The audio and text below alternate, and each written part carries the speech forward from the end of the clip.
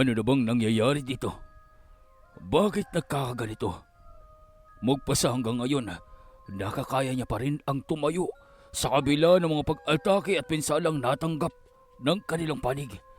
Papaanong nagagawa niyang proteksyonan ang kanyang katawan at sa magkaparehong pagkakataon, ipagsanggalang ang tarangkahan ng mga vampira?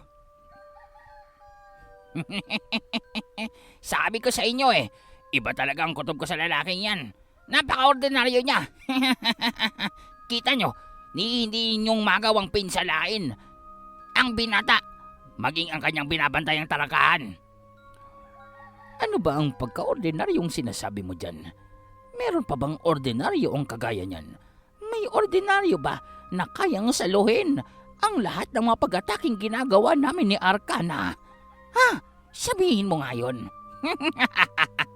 Yan ang sabi ko, ordinaryo nga siya. Hindi mo yatang naaalala kung saan akong lumaki.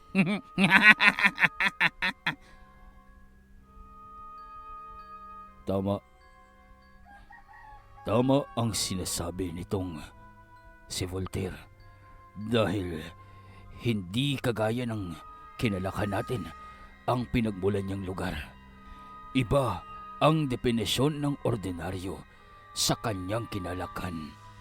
Para sa kanya, abnormal lahat ng nasa kapaligiran niya. At bibihira ang tinatawag niyang ordinaryo. Ngayon, naaalala ko na. Sa tagal ng panahong magkakasama tayo, nakaligtaan ko na. Ibang lugar nga pala ang kinalakhan nitong si Voltaire. Isang masahol, malupit, at karimari-marim na karanasan ang pinagdaanan niya. At sa tuwing sasabihin niya na ordinaryo ang isang nilikha, individual o nilalang, ibig sabihin lamang nito, hindi siyang ordinaryo para sa ating paningin, para sa ating definisyon. Kung gayon, sa tinagal-tagal na pinagsasabi niyang ordinaryo ang nakasama niya at nakasalamang binata, ibig sabihin ba nito nasa antas ng kanyang kakayahan at kapangyarihan? Tumpak, ganun na nga. Bakit hindi ko kagad naalala yun? Iba nga pala ang ordinaryo sa mata nitong si Voltaire. Sabi ko sa inyo ordinaryo nga itong binata. Ayaw niyong maniwala sa akin. Kita nyo, kahit anong gawin nyo, wala kayong silbi pagdating sa kanyang kapangyarihan. Hindi nyo mahahabol yan. Tingnan nyo naman ang mga gabay niya. Ang kukyot! Nakakatakot naman ang binatang ito. Mabuti na lamang talaga at nauuto-uto ko pa siya sa pagpapaniwalang kakampi niya ako. Hindi niya ako maaaring atakihin. Hindi maaaring magkaroon kami ng hidwaan sa pagitan naming dalawa. At hindi maaaring makita niya ako bilang kanyang kalaban. Ano na lamang ang mangyayari kapag ako naman ang pinunteriya niya? Sabi na nga ba, unang bugso pa lamang ng puwersang sumalubong sa akin mula sa kanya ay nagbabadyanan ng kapahamakan. Kahit siguro makamtan ko ang aking orihinal na kalakasan, hindi ko magagawang mapinsala ang binatang yan. Nakakatakot at labis siyang mapanlinlang. Hindi pa ba itong napapansin ng mga emperor? Patuloy silang sumusubok na tapusin kami. Ngunit sa ginagawa nila, naiipon lamang ang lakas na pupuksa sa kanila, kagaya ng ginawa ng binatang ito sa mga itim na anghel. Pasensya na kayo pero hanggang kailan ba magtatagal ang labanang ito? Ibig ko nang magpahinga. At mukha yatang marami tayong audience dito. Tila yata sa ginagawa nyo, marami ang naaakit sa pwersa nyo.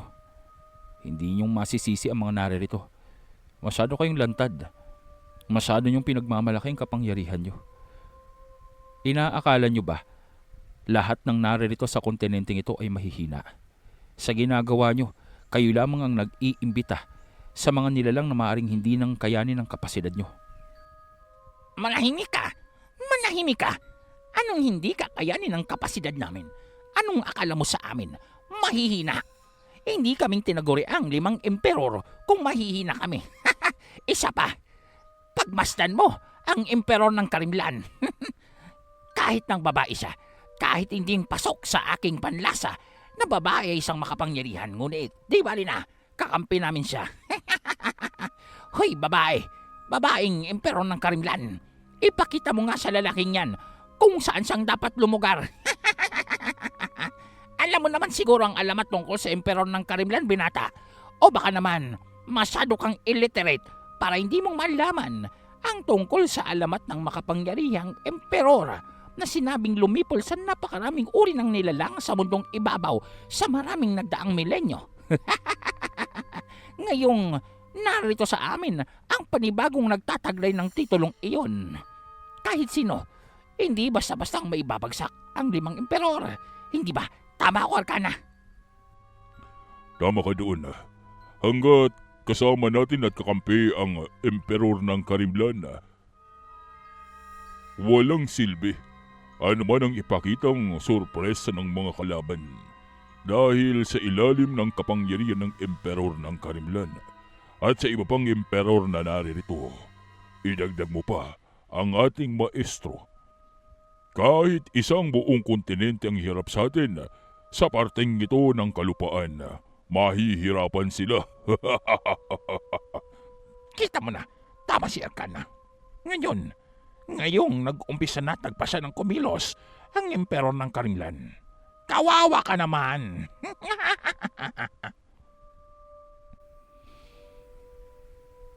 Nakatayo lamang ang emperor ng Karimlan na naroroong balot ng puting roba. Maging ang kanyang mukha ay bahagyang natatakpan dahil na rin sa kanyang kasuotan at baluti. Maliban pa doon, sa kanilang 5, tila ito ang pinakamaingat at naroroong pinapakiramdaman ang bawat pagkilos na nililikha nitong si Zen at Filomena. Maingat si Filomena. Alam niyang anumang sandali, maaaring siya ang punteryahin ng mga kalaban. Dahil nga sa tinataglay niya o naroroong dinukot niya ang isa sa mga emperor, ang emperatris na nagtataglay ng mutya ng alon. Ngunit hindi itong magiging basta-bastang madali. Naroroong kumalma na itong si Filomena at tila bang dahil sa kanyang nagawang pagtalo sa prinsesa ng mga gabunan, wala na siyang ibang dahilan pa upang makipaglaban. Hinayaan niya na ang binata upang kaharapin ang iba pang emperor na naroroong akmang sasalakay sa kanya upang bawiin ang emperatris. Ang emperatris na noon ay wala pa ring malay dahil na rin sa sumpang kumapit sa kanya mula sa kapangyarihan ni Filomena. Subalit, ibang usapan na ang tungkol dito kay Zen. Dahil naroroong nakakasilaw ang liwanag na pinapakawalan ng 2 babaeng gabay na nasa magkabilang panig. Maliban pa doon ay ang paglitaw ng Volture.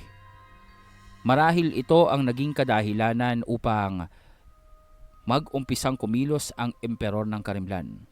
Ito ay dahil sa napukaw ang kanyang interes sa isang nilalang na nagtataglay ng hindi basta-bastang uri ng mga gabay at isang familiar o isang tagasunod na kagaya ng Volture na kung tutuusin, hindi dapat umiiral sa mundong ibabaw at hindi dapat napapaamo lalong-lalo na ng isang mortal. Ngunit naroroong makikita na tila bang nakatayo ito bilang proteksyon para sa binata. Sa tagal na kasama natin, yung emperor ng Karimlan, ilang taon na rin. Ngayon ko lamang siyang muling narinig na nagsalita. Ngunit, hindi ko nahalata na babae pala siya. Palibhasa, napakatipid ng kanyang pangungusap at napakababa ng boses.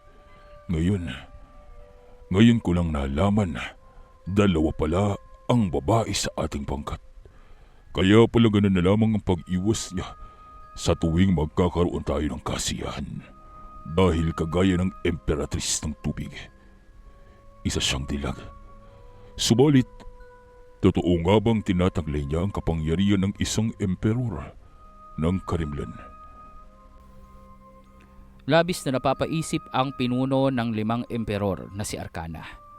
Dahil para bang bagamat natutuwa siya na isang makapangyarihang emperor ng Karimlan ang kasamahan nila, naroroong may parte ng kanyang sarili at isipan lalong-lalo na ng kanyang dangal ang natatapakan. Dahil hindi niyang maisip at lubusang matanggap na ang tila bang hinahangaan niya at tinitingala niyang emperor ng Karimlan ay isa palang dalaga. Lalong-lalo na, napakalayo ng anyo nito kumpara sa kanyang postura at pangangatawan. Malaking bulas itong si Arcana. Sa pagtindig nito ay umaabot ng hanggang 9 na talampakan ang taas niya. Maliban pa doon, ang kanyang naglalakihang braso, mahabang binti, at ang kanyang napakalakas na figura ay naroroong makikitang nagsusumigaw ng kapangyarihan at kalakasan. Ngunit sa isang iglap, para bang napasawalang bisa ito dahil sa kanyang kaharap, dahil sa nilalang na tinatawag ang sarili bilang emperor ng Karimlan. Alam niya ang tungkol dito. Alam niya ang kapangyarihang tinataglay ng emperor ng Karimlan base na rin sa mga alamat at mga librong na ilathala. Alam niya kung gaano kalakas at ano ang potensyal na pinsalang maaring magawa ng isang emperor ng Karimlan sa oras na mag-umpisa ang pakikipaglaban nito. Sakasakali na ang makakaharap nito ay kayang tapatan ang kanyang kapangyarihan. Ngunit sa pagkakataong iyon, ito ang kauna-unahang oportunidad para sa kanya upang makita sa aktwal na pakikipaglaban ang emperor ng Karimlan. Kaya naman naroroong para bang nanginginig ang kanyang mga kalamnan. Tila bang nakakaramdam siya ng takot, pangamba, pananabik, at kuryosidad sa kanyang katawan. Ibig niyang malaman at masukat kung malayo nga ba ang kanyang kapangyarihan kumpara sa isang emperor ng Karimlan at bakit tila ganoon na lamang ang pagtitiwala at paghanga ng maestro sa babaeng ito. Mukha yatang dito na mag-uumpisa ang tunay na laban. Kailangan ko na bang matakot? Sino bang babaeng kaharap ko? Emperor ng Karimlan? Bruha. Ano? Bakit tinatawag mo ako? Ano na naman bang ipag-uutos mo? Ito naman tinatawag lang yung pangalan mo. At hindi bruha ang pangalan ko. Filomena. O na, Filomena. Filomena, ano bang nalalaman mo tungkol sa emperor ng Karimlan? Bakit parang labis ang tiwala sa kanya ng mga kasamahan niya? Alam ko minsan ko nang nabasa ang tungkol sa emperor ng Karimlan. Pero kahit sa alaala ko, medyo malabo ito. Kahit pong bumalik na ang buong alaala ko, bakit parang parte ng memorya ko tungkol sa emperor ng Karimlan hindi ko matandaan. Alam kong pamilyar sa akin to pero bakit parang binura? Sa isip-isip nitong si Zen, dapat ay nalalaman niya ang tungkol sa emperor ng Karimlan. Sa isip-isip nitong si Zen, alam niya sa sarili niya na narinig niya na ang katawagang ito. Batid niya na parte ito ng buhay ng Zen na tinutukoy nitong si Lakulas, ang Zen na nagmamay-ari ng kanyang memoryang tinataglay ngayon. Ngunit tila yata may nakailam sa kanyang alaala at bahagyang malabo ang detalye pagdating sa emperor ng Karimlan. Ngunit hindi niya itong alintana. Mas nakakaramdam siya ng pananabik dahil nga sa gusto niyang makita ang kapangyarihang tinataglay ng isang emperor na walang anumang pagkakakilanlan o walang anumang natural na kakayahan kagaya ng mga elemental na kakayahan na tinataglay ng mga kasamahan nito kagaya ni Arcana, ni Voltaire, Akira at maging si Ignis na pawang mga elemental ang uri ng kakayahan. Subalit pagdating sa emperor ng Karimlan, hindi niya matukoy kung anong uri ng elemento ba ang tinataglay nito.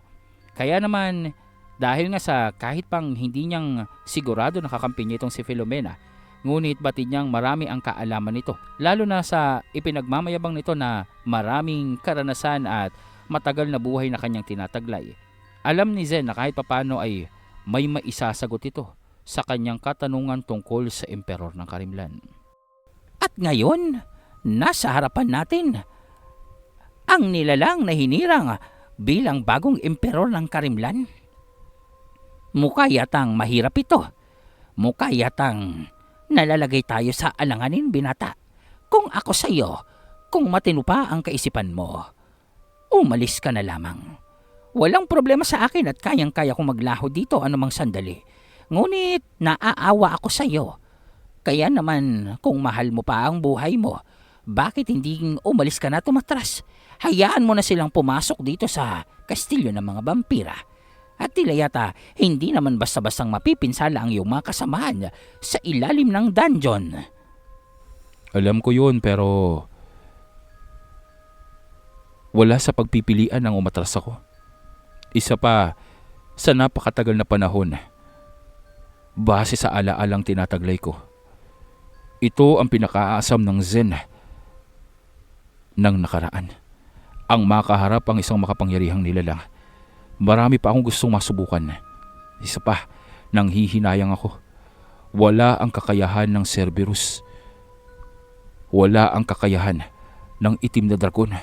At lalong-lalo na, wala ang kakayahan ng hari ng Karimlan dito. Mga kapangyarihang tinataglay ng nagdaang Zen. Subalit, ano pa nga bang magagawa ko? May tinataglay akong dalawang maalamat na uri ng gabay. Siguro naman, magagawan ko ng paraan na masabayan ang kapangyarihan ng emperor ng Karimlan gamit sila. Bukod pa doon, paano ba tayong lalakas kung hindi natin babasagin ng limitasyon ng ating kapangyarihan sa pakikipaglaban sa mga individual na alam nating hindi natin kayang kasanggain? Sa pakikipaglaban sa mga individual na alam nating hindi natin kayang banggain at talunin. Hindi ba napakaganda nun? Sakali man na matapos ko siya. Sakali man na ako ang makatalo sa emperor ng Karimlan. Ibig sabihin ba nun, kung sakasakaling magawa ko yun, maibibigay sa akin ng titulo? Sinasabi na nga ba isa kang baliw? At yun pa talaga ang naisip mo, ang makuha ang titulo bilang emperor ng Karimlan. Eh hindi ka lang palang baliw, isa kang pinakahibang na nilalang na nakilala ko. Sa tingin mo ba, hihiranging emperor ng Karimlan ang isang nilalang kung walang kwenta ang kanyang kakayahan? Kung kayang-kaya siyang talunin ng kung sino-sino lamang? Paumanhin, hindi kong sinasabi na wala kang lakas at hindi kang magaling. Inamin ko, baka nga mas malakas ka kumpara sa akin. Ngunit iho, ang emperor ng Karimlan ay emperor ng Karimlan kahit bali-baliktarin mo ang mundong ito. Kung ako sa iyo, wag mo nang papangarapin pa ang kalabanin siya. Maaari kitang tulungan. Kung gusto mo, maaari kitang isama sa aking paglalaho dito. Subalit, hindi mo akong maaasahang tumulong sa iyo sa pakikipaglaban sa kagaya ng babaeng yan. Bakit? Sino ba may sabing hihingi ako ng tulong sa iyo? Tinanong ko lang naman kung may nalalaman ka tungkol sa kanya. Pero hindi ibig sabihin nun kakailanganin ko ng tulong mo. Dahil sa mga pagkakataong ito, mas mahalaga sa akin ang masubukan ng aking kapangyarihang taglay. Ang masubukan ng memoryang ipinamana sa akin. Hindi kong alam kung hanggang saan ang aabutin ito pero gusto kong mapatunayan ang lakas ito. Ibig kong malaman kung hanggang saan ba ang kaya kong tagalan pagdating sa mga makapangyarihang nilalang na kagaya ng emperor ng Karimlan. Kaya naman, Bruha. Filomena! Sinabi na nga Filomena ang ngalan ko. Oh, Filomena nga pala. Pasensya ka na, Filomena nga pala. Kung ayaw mong madamay sa labanang ito, maaari ka nang umalis. Ako nang bahala. Tingnan natin kung hanggang saan ang kayang gawin itong pinsala sa akin. At tingnan natin kung makakaya ko bang mabuhay pagkatapos ng pinakamalakas na atake niya. Oy! Ikaw! Emperor ng Karimlan. Sana'y huwag mo akong partidahan. Kung sakasakali man na balak mo akong tapusin, ibigay mo lahat ng makakaya mo. Para naman kung ito ang huling pakikipaglaban na gagawin ko. At least man lang makita kong pinakamalakas na nilalang sa mundong ibabaw. Sana mapagbigyan mo. Isa ka talagang hibang. Ikaw lang yata ang narinig kong individual na gustong mamatay sa pakikipaglaban. Huwag kang mag-alala dahil anumang uri ng pag-ataking gagawin ng isang emperor ng Karimlan, siguro pinakamalalakas ng masasaksihan mo. Kaya hindi mo nang kailangang makiusap pa sa kanya. Dahil sigurado ako, gagawin niya ito nang walang pag-aalinlangan. After all, isa siyang emperor na kabilang sa aming organisasyon. Kaya naman natitiyak ko, anuman ang gagawin niyang pagkilos, mabubura ka sa mundong ibabaw. At ikaw naman babaeng emperor ng Karimlan, huwag kang mag-alala at sisiguraduhin kong makakarating sa aking ama ang ginagawa mo dito. Bibigyan ka niya ng malaking gantimpala sa oras na makabalik tayo sa ating kontinente. Kahit pang ilang salapi ang kailanganin mo, mas mataas pa sa sahod na nakukuha mo dito sa organisasyon. No offense, maestro. Titiyakin ko, ibibigay ito sa iyo ng aking ama. Paslangin mo lamang ang lalaking yan. Arcana, nakikita mo ba? Napakaganda ng orang inilalabas ng emperor ng Karimlan. Isang negatibong enerhiya, kapangyarihang kayang kanselahin ang lahat ng nasa mundong ibabaw. Hindi ba't napakaganda nun? Tama ka. At sa pagkakaalam ko, namumukod tangi ang kapangyarihang ito. Walang katulad sa mundong ibabaw. At halos isang beses lamang lumitaw sa bawat milenyo. Sa makatuwid, ang emperor ng Karimlan na kasamahan natin ang tanging nagtataglay ng ganitong kapangyarihan at wala ng iba pa. Kahit gaanong kalakas ang lalaking yan at anumang mga pandaraya ang kanyang naitatago sa kanyang bulsa, hindi na itong uubra. Tama ka. Isang malaking pandaraya lamang ang ginagawa nitong lalaki. Isang payaso. Isang palabas lamang ang napapanood natin. Kung hindi man siyang kasabot ni Voltaire, pagsisisihan niya na nariritong humarang pa siya sa daanan ng mga emperor. Lahat ay nakikiramdam. Lahat nasasabik. Ano nga ba ang gagawing pag-atake ng emperor ng Karimlan? At bakit sa dinami-dami ng kanilang nakaharap sa mga labanang nagdaan, bakit tila yatang itong si Zen lamang ang namumukod tanging pumukaw sa kanyang atensyon at naroroong nagpatayo sa kanya upang makipaglaban? Maging dito kay Maestro ay hindi malinaw ang kadahilanan dahil misteryong nananatili ang pagkakakilanlan nitong emperor ng Karimlan. Walang duda pagdating sa kanyang kapangyarihan, kumpirmado at personal na inimbestigahan nitong si Maestro ang tunay na kakayahan nitong emperor ng Karimlan.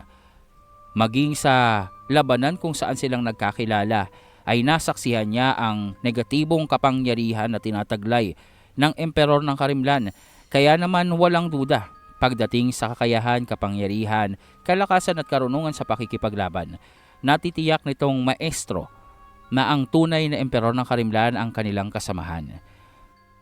Ngunit hindi pa rin malinaw dito kay Maestro kung bakit hindi mawala sa kanyang kutob at pakiramdam ang tila bang kakaunting pagdududa at pangamba tungkol sa kanilang kaharap na binata, na para bang may kung ano at may kakaiba dito na nagbabadya ng panganib para sa kanila, maging sa kanya na isang veteranong mandirigma at profesional na tagapagturo ng mga makapangyarihang antingero at mga maalamat na angkan. Naroroong para bang hindi niyang maialis sa kanyang isipan ang isipin o ang ideya. Pakiramdam nitong si Maestro na kung malilingat siya sa kanyang ginagawang pag-oobserba ay may mga detalye siyang malalampasan. Nag-umpisa ngang kumilos ang emperor ng Karimlan. Naroroong makikita na tila bang nagiging kristal ang kanyang tinatapakan na katubigan. Mga tubig na likha pa ng labanang naganap sa pagitan ni Filomena at nitong emperatrice ng tubig na si Akira. Matapos iyon, nang maging kristal ang tubig na nilalakaran niya, bigla itong tila bang naging metal at nangitim at naroroong unti-unti na naging abo. Naging makinis at pulido ang dinaraanan ng emperor ng Karimlan. Bigla itong huminto nang halos abot niya na ang harapan nitong binata, na tila bang naroroong nag-aantay kung ano ang susunod na gagawing aksyon nitong si Zen. Ngunit nanatili din na walang pagkilos ang binata. Pinapakiramdaman ang mga susunod na hakbang ng tinaguriang isa sa pinakamakapangyarihang individual na nabubuhay. Ang emperor ng Karimlan, na ayon na rin maski dito kay Filomena, ay nilalang na hindi gugustuhin ni Zen na kalabanin dahil ang kakayahan at kapangyarihan nito ay walang kapantay. Aminado si Filomena na maski na siya, nakita niya na ang kapangyarihang taglay ni Zen, ngunit hindi itong sasapat kung emperor ng Karimlan ang pinag-uusapan. Ngunit hindi nagpatinag ang binata. Harapang naroroong tiningnan niya ang mukha nitong emperor ng Karimlan. Ano mang sandali, makikita na natin ang pagbagsak ng binata. Tingnan mo, hindi niya nang magawa pang kumilos. Marahil sa labis na takot sa nag-uumapaw na enerhiyang pinapakawalan ng emperor ng Karimlan. Kaya yan, nanatili na lamang siyang nakatayo at hindi nang naisipan pa ang kumilos. Para bang nag-aantay na lamang ng kanyang kamatayan ng binata. Kahit sino naman siguro, kung isang makapangyarihang kagaya ng emperor ng Karimlan ang makakaharap, abay mawawala ng anumang uri ng kadahilanan upang mabuhay. Para bang mawawala na ng dahilan pa upang makipaglaban. Parang dito nakikisimpatya ko. Naaawa ko sa kanya.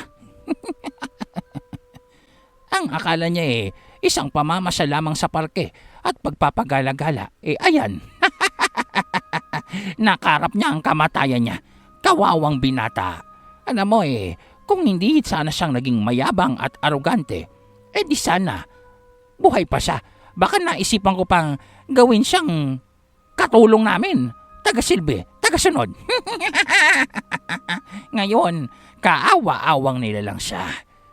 Isang naglalakad na bangkay na lamang. Napapanoorin nating unti-unting lamunin ng kapangyarihan ng emperor ng Karimlan. Ay, gusto ko sanang ako ang tumapos sa kanya, pero siya na lamang. Hayaan na natin ang emperor. Gusto mong tapusin yan? Ang sabihin mo, hindi mo lang talaga kayang talunin ang binata. Papalusot ka pa na pinagbibigyan mo ang emperor ng Karimlan. Alam mo, Ignis, kilalang kilala ko ng karakas mo. Nagpapalusot ka na lamang. Ang sabihin mo, tanggap mo na sa isipan mo na hindi mo kayang tapusin yung kaibigan ko. Kaya naman nagpapalusot ka na. Hinahayaan mo lamang ang emperor ng Karimlan. Wala kang dangal. Hindi kang isang tunay na lalaki. Manahimik ka dyan, Voltaire. Hindi kong hinihingi ang opinyon mo. Whatever. Wala akong pakialam sa mga pinagsasabi mo. Ngayon, tingnan natin kung ano ang tunay na kapangyarihan ng emperor ng Karimlan na yan. Matagal na akong duda sa kanya. Babae pa lang isang yan. Tingnan nga natin. Tingnan natin kung anong magiging laban. Dito na mag-uumpisa ang tunay na palabas. Makikita na tila bang napakalakas na boltahe ng kuryente ang nag-uumapaw na lumalabas sa katawan ni Voltaire. Ito ay sa kadahilanan na nasasabik siya sa magaganap na labanan sa pagitan ng kanyang tinatawag na kaibigang ordinaryo at ng emperor ng Karimlan. Naroroong umiwas itong si Arcana at si Ignis at lumayo dito kay Voltaire dahil na rin sa tuwing mangyayari ito sa kanya, hindi niyang nakokontrol ang kanyang sarili at lahat ng nasa paligid ay napipinsala ng kanyang kuryente. Subalit, higit dito ay ang kanilang pagkagulat nang biglang umatake ang emperor ng isang malakas na uri ng negatibong enerhiya na naroroong dapat ay tatama kay Zen. Ngunit mabilisang naglaho itong si Zen at naroroong nasa likuran na ng babaeng emperor. Kasunod nito ay ang pag-atake ng dalawa niyang gabay. Tumama ang puwersang pinakawalan nitong Fenrir patungo sa emperor ng Karimlan, dahilan upang mapinsala ang kasuotan nito. Napunit ang parting kaliwang braso nitong babae at naroroong nalantad ang kanyang makinis na kamay. Kasabay nito, ang biglaang pag-atake naman ng puting general na aswang, dahilan upang mapilitang umiwas at magpakawala ng negatibong enerhiya upang sanggain ito nitong babae. Ngunit maging ang pag-ataking ito ay tila bang humihiwa kahit pa sa realidad. Ang espadang tinataglay ng puting general ay naroroong tumagos sa depensa ng emperor ng Karimlan at gumuhit sa kanyang pisngi.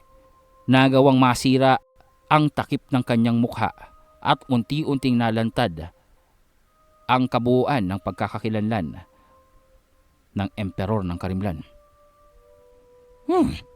Hindi kong inakala na ganyan ang mukha niya. Abi, pinagpalagay ko, isa siyang Amazona na kahit ang mga mukha ay may muscle. Pero, sigurado bang mandirigma ang isang yan? Abi, parang hindi makabasag pinggan ang itsura niya. Huwag kang palilin lang sa itsura niyan. Bagamat nakabibighani ang kanyang itsura at ang kanyang katauhan, ngunit isa siya sa pinakadelikadong nilalang na nabubuhay sa mundong ito. Tandaan mo yan, Ignis. Siya ang emperor ng Karimlan. Subalit, aminin man natin sa hindi. Bakit tumatagos ang mga pag-atake ng gabay ng binatang yan? Hindi ba negatibo ang enerhiya ng emperor ng Karimlan? Papaanong nagagawang matalo ito ng mga pag-ataking ginagawa ng mga babaeng yan? Kahit ako hindi ko maipaliwanag. Tama ka. Negatibo ang nakikita kong lumalabas sa enerhiya sa dalagang emperor. Subalit, tila yata ibang antas ng kapangyarihan ng tinataglay ng binata. Tandaan mo, ang mga kapangyarihan ng gabay ay lumalakas at dumedepende sa kung gaanong kalakas ang nagtataglay sa kanilang kapangyarihan. Ang kanilang ginagabayan. Sa makatuwid, tunay na makapangyarihan na ang binata. Ganun ba ang ibig mong ipakahulugan dito? Ha, Arcana? Masakit mong tanggapin pero tama ka. At tila yata sa ginagawa niyang pakikipaglaban sa atin kanina, nakikipaglaro pa lamang siya at sinusubukan lamang ang ating kakayahan. Lintek, iniinsulto yata ako talaga ng lalaking ito. Alam mo, mas tuminti yung kagustuhan kong mapatay siya. Sana lamang wag nang magsayang pa ng oras ang emperor ng Karimlan. Pugutan niya ng ulo kung maaari. Gusto kong gawing tropeyo ang bungo ng lalaking yan. Ilalagay ko sa mataas na aparador na naroroon sa bahay ni tatay. Ang ibig mong sabihin, ang lolo mo, mahilig ba siyang mangolekta ng mga bungo ng tao? Hindi naman, pero mahilig siyang mangolekta ng katawan ng mga kakaibang uri ng nilalang. At masasabi kong kakaibang lalaking yan. Hindi ba? Maganda yung ganon. May tropeyo, regalo sa aking lolo pagdating sa labanang ito. At sasabihin ko, tagumpay ko yon at nagawa ko siyang paslangin. Karagdagang karangalan yun sa akin. At syempre, madadamay kayo. Mas malaki ang magiging pondo natin kapag nagkataon. Ewan ko sa'yo. Masyado kang puso. Pero ipagdasal mo na lamang na hindi madurog at mapulbos ang lalaking yan sa gagawing pakikipaglaban dyan sa emperor ng Karimlan. Tila yata sinusubukan lamang ng emperor ang basahin ng kanyang kalakasan at kapangyarihan. Hindi pa ito ang tunay na laban. Tama. Sa tingin ko ganun nga. Hinahayaan niya lamang na maging kampante ang binata at isipin na mas makapangyarihan siya. At pagkatapos, dodorogin siya ng sunod-sunod. Ay, hindi na ako makapag-antay pa. Akin ang ulo ng binatang yan. Pilit na kinukumbinsi nitong si Ignis ang kanyang sarili na ayos lang ang kaganapan. Ayos lang ang lahat at nasa kontrol ito ng emperor ng Karimlan. Subalit, sa mata ng maestro ay iba ang kaganapan. Alam niya at kita niya kung gaano kasolido at kapuro ang enerhiyang pumapaikot dito sa emperor ng Karimlan. Ngunit sa kung anumang kadahilan ng hindi niyang maunawaan, anumang pag-ataking ginagawa nitong mga kampon ni Zen o ng kanyang mga gabay, ang General na Puti at ang Fenrir ay tumatagos sa depensa nitong emperor. Ito ay sa kadahilanan na nasa panig nitong si Zen, ang Volture. Ang Volture na iba ang antas pagdating sa kapangyarihan at epekto nito sa kapaligiran.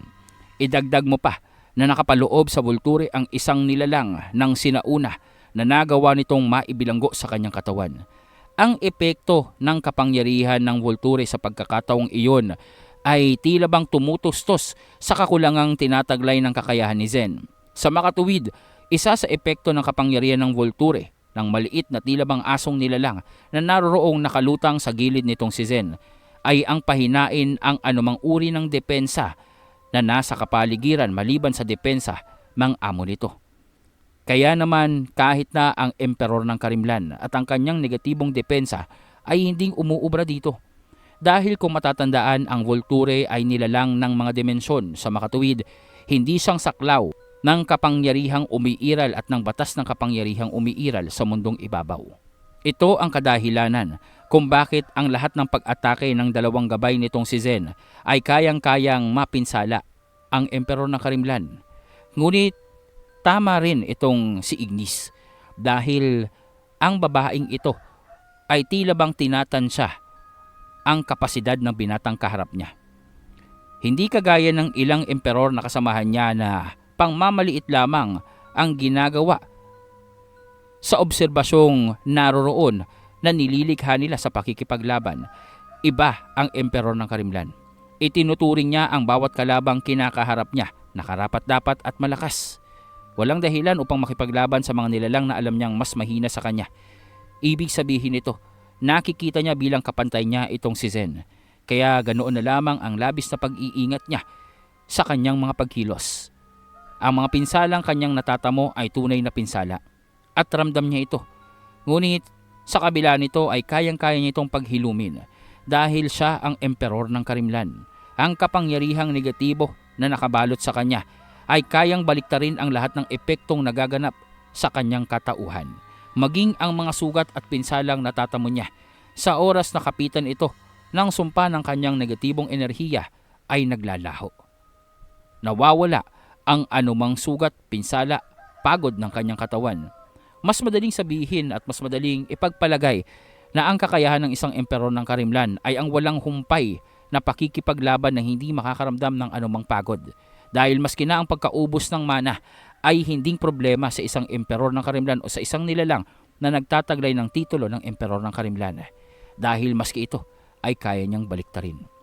Ngunit isang bagay ang hindi maunawaan ng emperor ng Karimlan. Kung bakit tila yatang ang mga pag-ataking ginagawa niya ay nakakansela. Kung bakit ang lahat ng ibinabato niyang pag-ataking gamit ang negatibong enerhiya ay hindi umaabot kay Zen. Iyon ang unang pagkakataon na nangyari yun. Dahil umpisa nang mabendisyonan siya at maibasbas sa kanya ang titulo bilang emperor ng Karimlan. Ning isa sa mga kaharap niyang kalaban ay hindi nagtagumpay na talunin siya. Hindi nagtagumpay na magdulot sa kanya ng pinsala. Subalit si Zen, patuloy na nagpapakawala ng mga maliliit at simpleng pag-atake na naroroong tila bang sumasabay sa hangin na ang iba ay lumulusot at tumatama sa kanya. Ngunit sa kabila nito, ang kanyang mga pag-atake ay tila bang bumabangga lamang sa pader na hindi kayang tagusin o matibag. Ano bang nangyayari dito? Nalilito na ako. Kumpirmadong emperor ng Karimlan ang kaharap ng binata. Subalit, bakit may pakiramdam ako na hindi nagsiseryoso ang binata? Isang misteryosong nilalang ang lalaking ito at nakakatakot. Para bang, imbis nang mas makilala ko siya, sa bawat panahong lumilipas na nauobserbahan ko siya. Mas maraming katanungan ang namumuo sa aking isipan. Kagaya na lamang nito. Nagkalat na sa buong kapaligiran ang dome ng emperor ng Karimlan. Ngunit bakit malaya siyang nakakakilos? Hindi ko nang magawa pang maramdaman ang presensya ng babaeng yan. At kung lalapit pa ako, siguradong lalamunin ako ng kanyang dome at hindi na akong makakagalaw pa. Ngunit bakit ang binatang yan? Hindi alintana ang epekto ng negatibong kapangyarihan. Ignis, umatras ka. Delikado tayo dito. Pinapalawak ng emperor ng Karimlan ang sakop ng kanyang dome. Pagmasdan mo, tingnan mo ang kapaligiran. Oo nga, naglalaho na ang kulay ng mga halamang naririto. Ito ba ang epekto ng negatibong enerhiya? Hindi lang yun. Tingnan mo ang kalangitan. Ha? Bakit? Bakit hindi gumagalaw ang ibong yan? Tila yata pinahinto niya ang takbo ng panahon sa loob ng kanyang dome. Imposible! pinahinto, bakit kumikilos ang binata? Yan ang isang misteryong kahit ako. Hanggang ngayon iniisip ko, baka naman ng maestro ay may kasagutan dito. Isang epekto ng kapangyarihang negatibo ay ang pahintuin ang takbo at daloy ng panahon sa loob ng dome ng may taglay nito. Pero tila yatang hindi naaapektuhan ng lalaki. Pandaraya. Posible kaya na mayroon siyang tinataglay na isang pangontra sa ganitong uri ng kapangyarihan? Maaari kayang... Teka nga. Uy, Voltaire! Huwag mong sabihin na maski ikaw, pinagkanulo mo ang ating kakampi. Sinabi mo ba sa kanya ang kapangyarihan ng isang emperor ng Karimlan? Aba, ako na naman ang nakita nyo. Nananahimik nga ako dito at nag-i-enjoy sa panonood. O ito, Mani, gusto mo? Ano bang malay ko dyan? Kahit ako hindi ko pang nakalaban yung emperor ng Karimlan at alam mo naman, tamad akong magbasa ng mga aklat ng karunungan. Paano ko malalaman kung anong kahinaan niya? Bakit hindi mong itanong dyan mismo sa binatang yan kung bakit siya nakakagalaw? Hindi yung akong tinatanong mo dito. Inosente ako, no? Walang kasagutan itong si Arcana. Hindi niyang matanggap sa kanyang sarili na may isang bagay ang hindi niyang maipaliwanag sa kanyang buhay. Tumigil na ang takbo ng panahon sa loob ng dome ng emperor ng Karimlan. Ngunit itong si Zen, malayang kumikilos at naroroong nagpapatalon-talon pa sa pag-iwas sa ginagawang pag-atake nitong babae. Nagkalat ang mga bola ng enerhiyang negatibo sa kapaligiran na parabang mga bomba na sa oras na madikitan nitong si Zen ay sasabog at lalamunin siya. Subalit maski na ang mga bola ng enerhiyang ito, tinatapatan ni Zen ang kanyang mga itim na salamin at naroroong dahil sa epekto ng dimensyonal na kapangyarihan nito, nilalamon nito ang mga bola ng negatibong enerhiya at naglalaho. Sa bawat paglitaw nito, tumatapat ang mga itim na salamin. Sa bawat pag-ataking ginagawa ng babae, tumatapat ang dalawang gabay nitong si Zen. Kaya naman, nalantad dito sa mga emperor ang katotohanan. Ang kanilang pakikipaglaban na ginawa dito kay Zen ay isang biro lamang. Labis ang pagkainsulto ni Arcana. Nagdurugo ang kanyang labi dahil sa panggigigil. Naroroong durug-durug na ang hawakan ng sandatang gamit niya dahil na rin sa kanyang galit, pagkainsulto. Tinagurian siyang isa sa pinakamakapangyarihang antingero.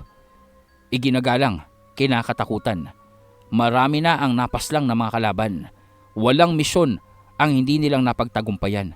Ngunit sa harapan ni Zen, nagmistulang walang silbi ang lahat ng kanyang mga tagumpay at kapangyarihan. At naroroong isang babaeng halos tila bang kung titingnan ay walang karanasan sa pakikipaglaban ang naroroong tumatapat sa binata. Ano ba talagang nangyayari dito? Ganito bang kalayo ang kapangyarihang tinataglay ko sa agwat ng kapangyarihang taglay ng binata? Hindi kong kukusyonin ang kapangyarihan ng emperor ng Karimlan. Pero bakit ba naman pati ang lalaking yan? Ang buong pag-aakala ko, ang sabi ni Maestro, walang sinumang makapangyarihang antingero ang naririto sa kontinenteng ito na kayang tumapat sa amin. At isang pag-iensayo lamang ang gagawin namin dito. Ngunit bakit ang nakikita ko? Tila isang bangungot. Napakaraming taon ng pagsasanay ang iginugol ko. Ibinuwis ko ang aking buhay ng maraming ulit upang makamtan ko ang ganitong uri ng katawan at kapangyarihan. Bakit ang isang katsupoy na kagaya niya ay nagagawang tila ipahiya ko? Pandaraya? Anong pandaraya ang itinatago ng binatang yan? Anong ginagawang panlilinlang ng mga taga-kontinenteng ito? Isang palabas ba to? Isang palabas para ipahiya kami? Kagagawan ba ito ng mga vampira? Hoy, Arcana, ayos ka lang ba dyan? Nagdurugo na ang labi mo. Huwag mong sabihin na iinis ka. Ang sabi mo, everything is under control. Wala ito. Huwag mo akong pansinin. Huwag mong ililingat ang paningin mo. Bantayan mo kung may papapansin kang pandarayang ginagawa ng binatang yan. Sigurado ako, ang mga vampira ang nasa likod nito. Pinaghandaan nila ang pagdating natin dito. Marahil labis ang pagkatakot nila nang marinig nilang ang mga emperor ang parating dito upang kunin ang ulo ng kanilang pinuno. Kaya naghanda sila ng ganitong uri ng pandaraya at panlilinlang sa atin. At ang payasong yan ang kanilang ginamit upang lituhin tayo. Sabi na nga ba, napakatalino mo talaga, Arcana. Ganun na din ang iniisip ko. Ganun na din ang kutob ko. Sabi ko na nga ba hindi ka tanggap-tanggap na ganyang kalakas ang kapangyarihan ng lalaking yan. Isa pa, eto pa ang naiisip ko. Hindi kaya, yang emperor ng Karimlan ay kasabwat din nila. Bakit hindi niya pang pinapatay ang lalaki? Parang naglalaro-laro lamang sila. Hindi kaya lahat ng ito ay set up lamang para mapahiya tayo at matalo?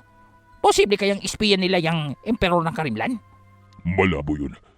Inirekomenda siya ng maestro. Mismong si maestro ang sumuri sa kanyang pagkakakilanlan, kapangyarihan at katapatan. Bukod pa doon, hindi ba, iniligtas ng emperor na yan si maestro sa labanan. Hindi kong iisipin na traidor siya. Subalit, ang lalaking yan at ang mga vampira. Kilalang mga tuso ang mga primordial at maaaring isa ito sa kanilang mga pandaraya.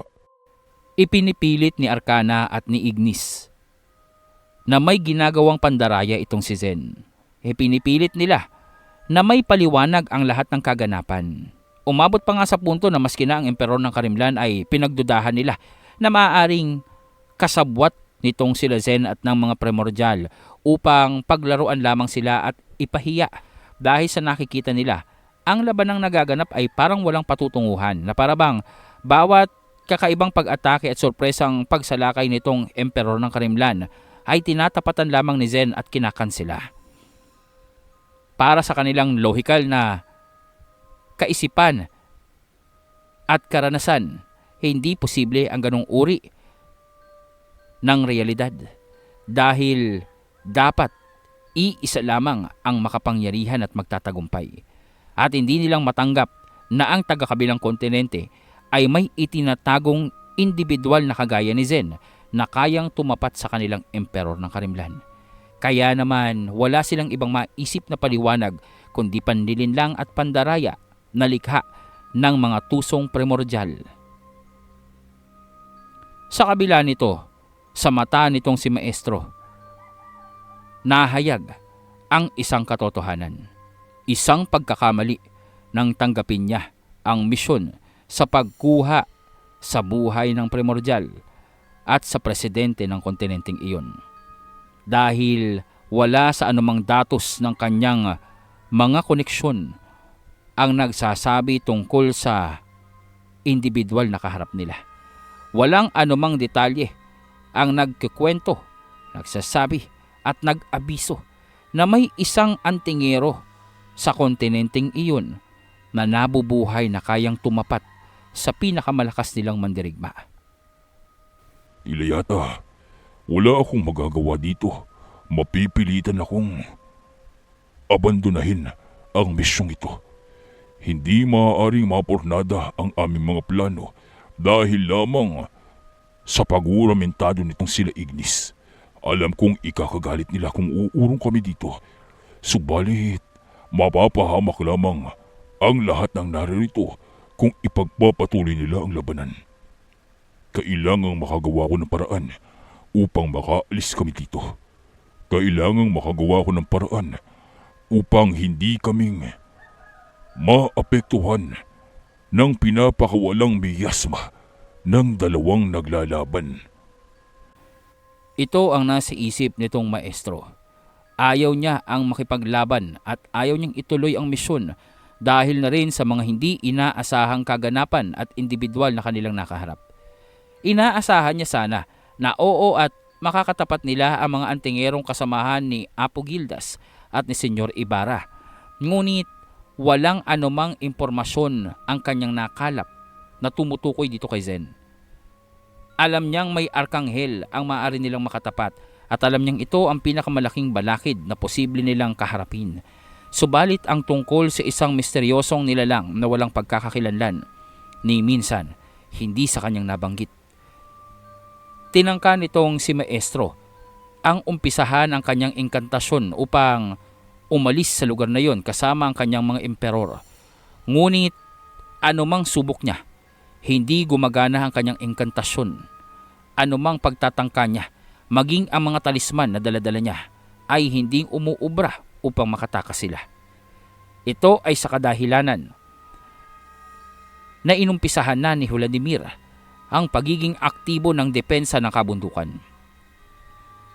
Sa nakita niyang pakikipaglaban ni Zen, alam niyang may posibilidad na umurong itong maestro at ang mga emperor. Kaya itinaas ng primordial na vampira ang depensa ng kabundukan upang makansela ang anumang uri ng kaparaanan sa pag-alis dito. Sa makatuwid, sino man ang nasa loob ng teritoryo ng mga vampira sa pagkakataong iyon, kailanman ay hindi makakaalis ng walang pahintulot ng Panginoong may lupa. Sa makatuwid ng primordial na vampirang si Vladimir. Anong nangyayari dito? Hindi ko umuubra ang aking teleportasyon. Hindi umuubra maging ang mga talisman. Anong ibig sabihin nito? Sumpain mga vampirang ito. Posible bang kagagawa nilang lahat ng ito? Hindi. Hindi ito maaari. Hindi maaring dito kami matalo. Ang 5 emperor na kahit kailan ay hindi natalo ng sinumang kalaban. Mapapabagsak ng isang individu lamang. Hindi maaari. Kailangan makagawa ng paraan. Labis na okupado ang isipan nitong maestro sa kung ano ang maaari niyang gawin upang hindi mapahiya ng tuluyan sa harap ng mga vampira at ng ilan pa mga individual na naroroong nagmamasid, nanonood at umuobserba sa labanang nagaganap. Dahil kapag nakalabas ang balita na ang pangkat ng 5 emperor na tinaguri ang pinakamakapangyarihang mga antingero sa buong mundo ay naroroong napaatras at natalo ng isang antingerong hindi kilala, mawawala ang kanilang reputasyon, mawawala ang lahat ng proyektong nakaatang at naibigay sa kanila, at wala nang sinumang kliyente ang lalapit sa kanila. Ito ang naglalaro sa isipan ng maestro hanggang sa makita niya na naroroong sumabog ng napakalakas ang nalikhang lawa sa gitna ng binata at ng dalaga dahil sa kanilang paglalaban. Tumilapon sa ere itong babae at sinundan naman ito ng 3 kasamahan ni Zen, ang Fenrir, ang puting general at maging itong Volture. Ngunit nang halos maabot na siya ng mga pag-atake nitong 3, biglang huminto sa ere itong emperor ng Karimlan at lumitaw ang 5 tilabang dimensional na butas kung saan lumabas naman ang 5 sandata. Sabay-sabay itong kinontrol ng emperor ng Karimlan at naroroong ibinagsak patungo kay Zen na noon ay walang depensa dahil nga sa naroroon ang 3 umaatake sa kanya. Napakagaling! Tingnan mo, nauto niya ang mga nagbabantay sa binata. Huli ka, Balbon! Ngayong wala na siyang depensa at tagapagbantay, tiyak ang katapusan niya kapag tumama sa kanya isa man sa mga sandatang gamit ng emperor ng Karimlan. Nakakatakot talaga ang kanyang kapangyarihan at ang kanyang pagiging bihasa sa pakikipaglaban. Dahil sa 3 yan kung bakit hindi niya magawang mapinsala ang binata. Pero tila sadya niyang inakit ang 3 upang sugurin siya. At sa pagkakataong ito, hindi na nilang magagawa pang protektahan ng kanilang amo. Sa atin ang tagumpay, Arcana. Sa atin na. Sinasabi na nga ba? Pinaplano na ito simulat sa pulpalabang ng emperor na yan. Siguro ay nakita niya na ang magiging resulta ng laban nila. Kaya labis ang pagkakampante niya habang nagpapalitan sila ng mga pag-atake. Aaminin ko, isang kagilagilalas na mandirigma ang binatang yan. Maling nilalang lamang ang nakaharap niya at napakaaga para sa kanya ang kaharapin ng isang emperor ng Karimlan. Tama, tumpak. Hindi nang umubra, maski na mga pandaray ang ginagawa niya. Buti nga sa kanya. Mabuti nga sa kanya. Napakarahas ng ginawang pag-atake nitong emperor ng Karimlan patungo dito kay Zen. Dahil nga sa katotohanan ang lahat ng kanyang mga gabay at protektor ay naroroong umatake upang tapusin ang emperor ng Karimlan. Kung titingnan, walang magagawa itong si Zen. Kung titingnan, naroroong walang depensa ang haharang sa lahat ng sandatang naroroong tatama sa kanya. Dudurog sa katauhan niya. Mabilis at pabigat ng pabigat ang enerhiyang tila bang dumidikdik patungo dito kay Zen. Makikita ang pagbibitak-bitak ng kapaligiran niya dahil na rin sa epekto ng kapangyarihan ng mga mitolohikal na sandatang gamit ng emperor ng Karimlan. Ang titulo niya ay hindi lamang palabas o pagpapakita ang gilas sa kanilang kapangyarihan at pagpapakitang gila sa kanilang kapangyarihan at pagkakakilanlan. Ang titulo at kapag hinirang ka bilang emperor ng Karimlan ay may kaakibat na oportunidad at karapatan sa paggamit ng mga kapangyarihan at sandatang ni minsan ay hindi makakamtan ng mga ordinaryong antingero at may kakayahan. Ang mga sandatang ito na napagmamasdan nila Arcana at ng kabuuan ng emperor ng Karimlan maging si Zen ay minsan lamang nilang masasaksihan. Tanging ang emperor ng Karimlan at nilalang na may titulo nito ang may kakayahang gumamit at tumawag dito. Kaya naman, abot tenga ang ngiti nitong si Ignis habang nasasabik ng gigigil at pinagmamasdan ang pagtama ng mga sandatang ito patungo sa binata. Subalit, napansin ni Filomena na parabang may mali. Ang tatlong gabay nitong si Zen ay parabang hindi alintana ang ginawang pag-atake nitong emperor. Tila bang hindi nilang iniisip ang kapakanan ng kanilang binabantayan. Maya-maya pa, naroong biglaan na lamang. Halos tumama na ang lahat ng sandata patungo dito kay Zen. Biglaan na lamang huminto itong lahat sa ere na parabang bumangga sa puwersang hindi nakikita. Tumigil ang lahat ng mitolohikal na sandata at naroong tila bang pinagmamasdan lamang ng binata ang mga dulo ng talim na malapit na sanang tumama sa kanya. Dito, napanganga na lamang si Arcana at itong si Ignis. Natumba sa pagkakatayo itong maestro at naroroong lalong namula at nagliwanag ang mata ni Vladimir nang makita ang nag-uumapaw na negatibong enerhiya mula kay Zen.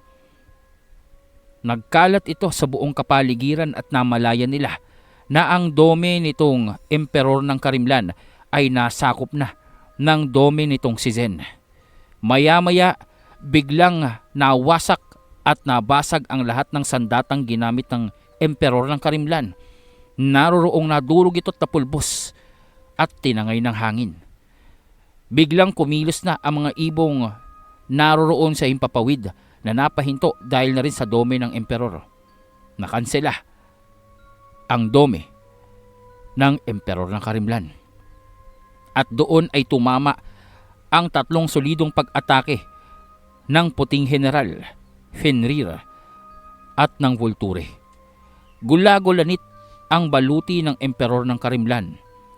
Bumagsak ito sa lupa kasabay ng mga pag-ataking ginawa pa nitong Fenrir.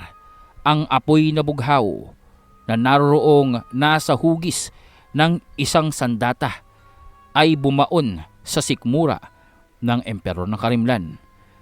Nawasak ang baluti nito sa kanyang ulo. Nalantad halos na ang buong katawan ng babae.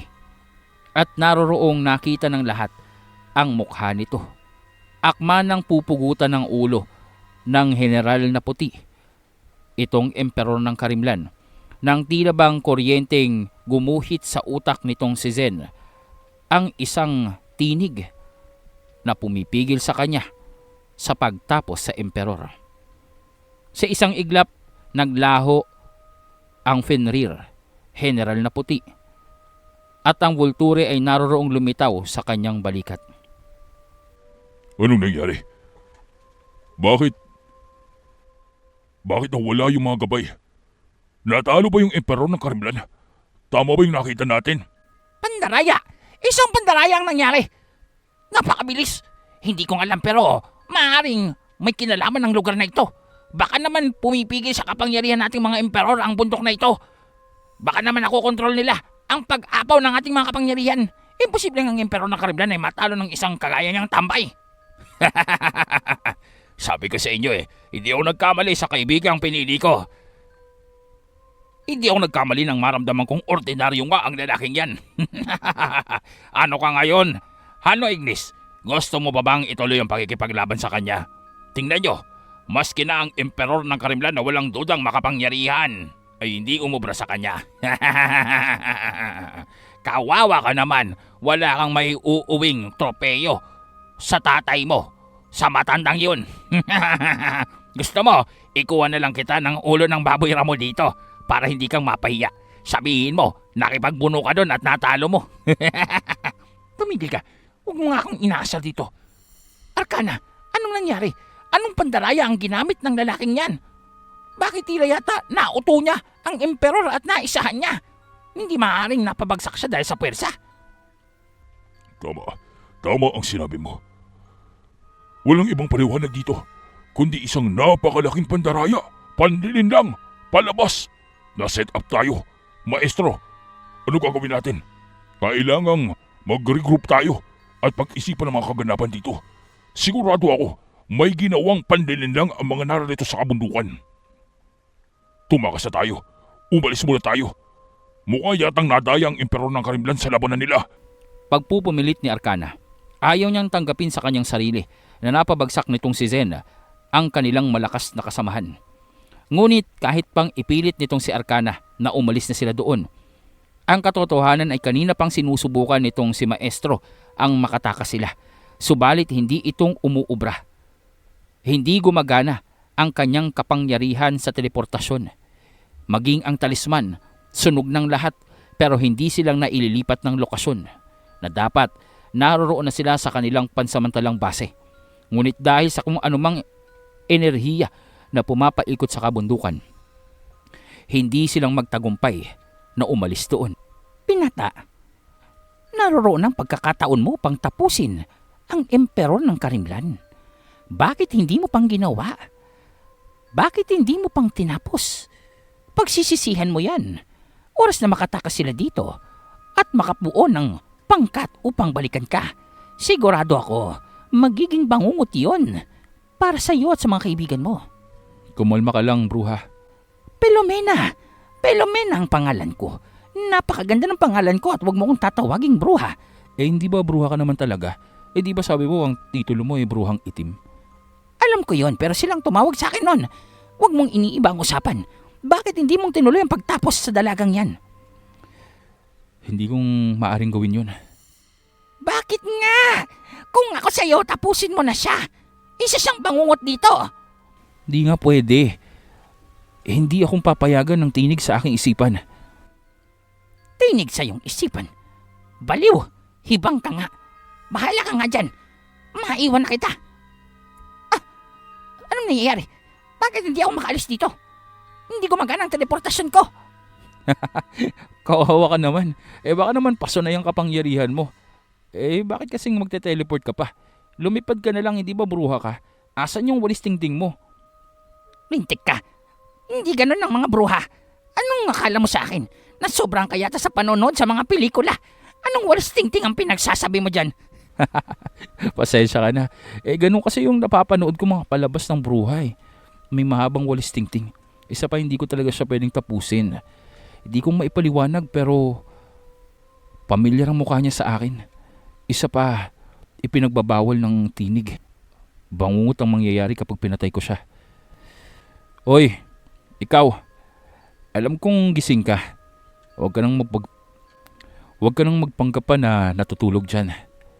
Bakit hindi mo akong harapin? Sabihin mo nga sa akin. Sino ka ba talaga? Bakit pinagbabawal ng tinig na patayin ka? Ano bang ugnayan mo sa akin? Huwag mong sabihin na isa ka sa mga suitors ko. Baka naman isa ka sa mga umaali-aligid para sa akin. Ang kapal ng mukha ng binatang ito. Antipatiko. Anong nangyayari? Bakit hindi gumagana ang aking kapangyarihan? Bakit hindi akong makaalis dito? Maging ang kapangyarihan nitong si Filomena ay hindi umuubra sa ilalim ng kapangyarihan ng primordial na vampira. Ngunit maliban pa doon ang katotohanang sinasabi nitong si Zen. Hindi niya maunawaan kung ano ang tinig na pumipigil dito sa binata upang tapusin ang emperor ng Karimlan. Ngunit kagaya ng sinabi niya, lumutang ng marahan ang emperor ng Karimlan. Unti-unti, lahat ng kanyang sugat ay nawala at nanumbalik ang kanyang kasuotan. Ngunit sa kung anumang kadahilan ng hindi maipaliwanag, kahit anong pilit niya na ibalik ang kanyang takip sa muka, hindi itong nangyayari. Tila bang isa sa epekto ng kapangyarihan nitong si Zen ay gumagana pa at hindi lubusang napagaling nitong emperor ng Karimlan ang kanyang pinsala. Dahil bahagya siyang nanghihina, hindi gumagana ang negatibong enerhiya ng kanyang katawan. Sa makatuwid, tila bang isang ordinaryong dalaga ang nasa harapan niya nang gamitin nitong emperor ng Karimlan ang natitira niyang enerhiya upang paghilumin ang mga seryosong sugat sa kanyang katawan na dapat ay ikamamatay niya na. Dahil doon, muli siyang napaluhod sa harapan ng binata. Hoy! Bakit kang lumuluhod sa harapan ng lalaking yan? Lintik, anong nangyayari sa emperor ng Karimlan? Bakit siyang natalo? Bakit nagkakaganyan ang babaeng yan? Peke. Tama. Siguro ay peking emperor ng Karimlan siya. Hindi talaga siya ang totoo. Tama ba ako, Arcana? Dahil kung totoo siyang emperor ng Karimlan, hindi matatalo ng ganyan ng basta-basta na lamang. Hindi kong alam. Maski ako nalilito na sa tunay na paliwanag. Pero, hindi kaya kasabwat nila yan. Tingnan mo, hindi tinuluyan ng lalaki. Hindi niyang tinapos. Hindi niyang pinatay. Yun lamang ang nakikita kong paliwanag dito. Ay nako, puro kayong haka-haka dyan. Hindi nyo lang matanggap sa mga sarili nyo na mga wala kayong kwenta sa harapan ng kaibigan ko. Hoy, kompadre, kamusta naman ang pakikipaglaban mo dyan sa emperor ng Karimlan? Ang lakas niya, no?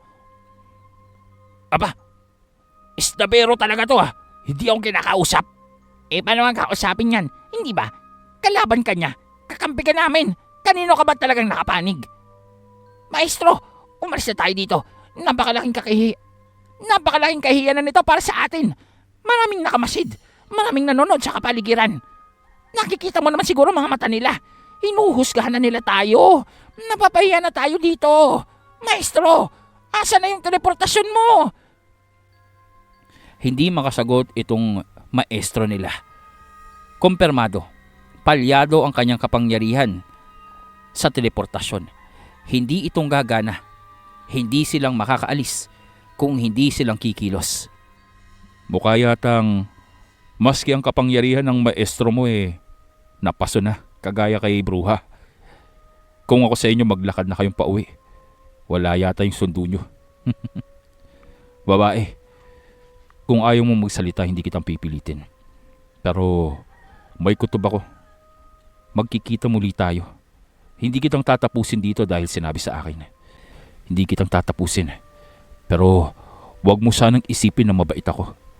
Lahat ng magtatangka at gagawa ng intensyong mapahamak ang mga kaibigan ko, ibabagsak kong kagaya sa nangyari sa'yo. Maestro, itigil mo na ang pagsubok mo sa teleportasyon. Hindi yang gagana. Di mo pa bang napapansin? Napapaligiran tayo ng kapangyarihang pula ng mga vampira. Panginoon, mukha yatang naramdaman ng binata ang presensya mo. Mukha yatang alam niya ang ginagawa mo sa kabundukang ito. Ano pa ba ang aasahan natin sa emperor ng Karimlan? Nakikita mo naman ang nag-uumapaw na negatibong enerhiya na nagmumula sa kanya. Pero hindi ba't ang babaeng yun ang emperor ng Karimlan? Oo, siya ang emperor ng Karimlan sa kasalukuyan. Ngunit ang binatang pinagmamasdan mo ay rumirehistro ang enerhiya bilang sinuuna at primordial. Ibig mong sabihin, kagaya sa inyo? Tumpak. Hindi lamang ang mga vampira ang may primordial na pinagmulan. Hindi lamang sila, hindi lamang kami, at hindi lamang ang mga maalamat na nilalang na nasa mga kwento ng aklat, kundi ang kagaya niya. Hindi ko matukoy kung anong uri ng nilalang talaga siya. Pero sa tingin ko, ang kanyang titulo bilang emperor ng Karimlan, maglaho man, ngunit ang kakayahan ay hindi. Ang kapangyarihan ay tila bang nananatili na nakaukit sa kanyang kaibuturan. Dahil tanging ang mga emperor ng Karimlan ang may kakayahang magtaglay ng negatibong enerhiya, ang hindi ko lamang maintindihan. Paanong buhay pa rin siya magpasa hanggang ngayon, gayong walang rumirehistrong ora ng pagka-immortal sa kanya? Kung gayon, isa nga siyang abnormal. Pero bakit hindi niya tinapos ang emperor ng Karimlan na babaeng yan? Nasa kanya na ang lahat ng pagkakataon upang pastangin ito. Bakit pinalampas niya pa at hinahayaan niya pang makatakas? Anong gagawin natin? Tatapusin ba natin ang mga emperor ng kabilang panig, ng kabilang kontinente? Kapag pinalaya niya yan, babalik at babalik yan dito. May kadahilanan ng lalaking yan. At sa tingin ko, hindi agad-agad na magtatangka ang mga emperor na yan na balikan tayo dito. Maliban pa doon, malaking eskandalo ang nangyari dito. At sigurado ako, natataranta na ang kanilang pinuno sa kung anong paliwanag ang gagawin nila sa kanilang mga kliyente. Bukod pa doon, hindi ba dapat na mas inaalala natin kung ano ang nagaganap sa ilalim ng ating teritoryo? Ano na ba ang nangyayari sa mga antingerong nasa dungeon? Labis ang pagkabigla ng lahat ng naroroon, mapamiyembro man ng mga tauhan itong si Maestro o ang mga regular na mersenaryong nanood sa kanilang labanan. Noon lamang silang nakakita ng ganoong uri ng pagkabaliktad ng laban. Naakala nila halos tapos at mapupuksa na itong binata. Ngunit sa isang iglap, mabaliktad ang resulta ng laban at ang emperor ng Karimlan ang naroroong humandusay. Subalit kagaya nga ng sinabi ni Zen, wala siyang balak na tapusin ito. Hindi maipaliwanag ng tinig sa kanyang isipan ang kadahilanan, ngunit ang mukhang nalantad sa kanya ay pamilyar sa alaala ng Zen ng nakalipas. Pinagbawal ng tinig sa kanyang isipan ang tapusin ang babaeng ito. Bagamat bumalik na ang memorya o naisalin sa kanya ang memorya ng Zen mula sa sinaunang panahon, may ilang parte ng kanyang alaala ang tila bang sadyang binura ng lagalag. Ay tila bang sadyang binura ng lagalag na bathala sa kung anumang kadahilanan na hindi niya pang maunawaan sa pagkakataong iyon. Subalit tumalikod na lamang itong binata at hindi nang nag-aksaya pa ng oras upang kausapin itong si Arcana at itong si Ignis. Ngunit dahil sa pagkainis ni Ignis, dahil sa kanyang pagkapikon, dahil sa pag-uuramentado nito at hindi niyang matanggap ang mga naganap sa kanya, bigla na lamang na nagpakawala ito ng napakalaking apoy na pag-atake sa binata at naroroong ipinatama ito dito kay Zen. Kahit pang naroroong nakatayo itong emperor ng Karimlan at pumapagitna sa kanila. Ano ka ba? Anong ginawa mo? Bakit mong ginawa yan? Madadamay ang kasamahan natin. Wala akong pakialam. Natalo siya. Isa siyang mahina. Peke, hindi siya ang totoong emperor ng Karimlan. Di bali nang mapulbo siya dyan at mamatay. Kailangan nating makaalis dito. Labis ng kahiyang ito. Isusumbong ko to. Isusumbong ko to sa matanda. Ipapaalam ko to sa matanda. At babalik tayo dito ng buong puwersa. Walang pag-alinlangan na naroroong pinakawalan ng tuluyan itong si Ignis ang kanyang huling pag-atake. Ito ay nagsakripisyo ng 10 taon ng kanyang buhay. Ngunit ang gusto niya lamang ay matapos itong binata. Kaya naman naroroong tumawa na lamang ito habang papatama dito sa babae at kay Zen ang bola ng napakalaking enerhiya ng apoy. Ngunit sa isang iglap muling lumitaw itong Fenrir kasabay ng paglaki ng Volture. Nagbagong anyo ito. Anyo na kahindik-hindik at nakakatakot. At naroroong inabsorba ang apoy na pinakawalan nitong si Ignis. Kasabay nito, naputol ang braso ni Ignis dahil sa pag-atake ng puting general na aswang. Putol ang kaliwat kanang braso nito at naroroong nasunog at hindi nang maibabalik pa. Abangan natin ang susunod na kabanata sa ating kwento sa susunod nating upload. Hanggang dito na lang po muna ang makakayanan ng inyong lingkod upang ilahad sa inyo. Ngunit sana ay naibigan nyo ang ating istorya sa pagkakataong ito. Sino nga ba itong babae? Bakit hindi siyang nakikilala ni Zen, subalit tila bang nakikilala ng tinig sa kanyang isipan at labis na ipinagbabawal ang pagpaslang dito? Ano ang kanyang ugnayan sa binata? Ano ang magiging papel nito sa buhay at pakikipagsapalaran ng itim na hunyango? Huwag kaligtaan mga ka-Midnight ang pag-like at pag-comment sa ating kwento. At sana po ay patuloy niyong suportahan ang ating mga istoryang inilalapag dito sa ating channel. Manatili po tayong lahat na ligtas. Subaybayan ang susunod na kabanata. Dito lamang yan sa Midnight DJ, Tagalog Horror Story.